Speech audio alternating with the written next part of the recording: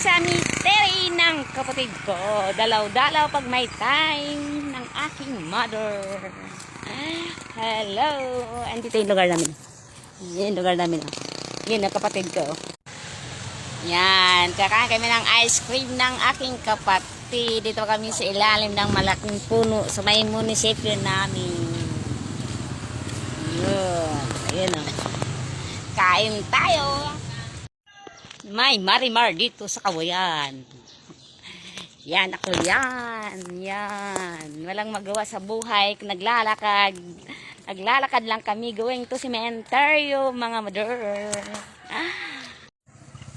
Ng kandila. Kasi araw ngayon ng dalaw sa amin sa mga mahal sa buhay. Yan ang aming cementerio na. Yan. Yan na yan.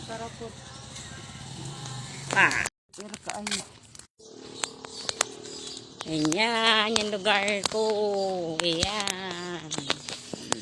Madali namin makarating sa cementerio. Yan ang lugar ko.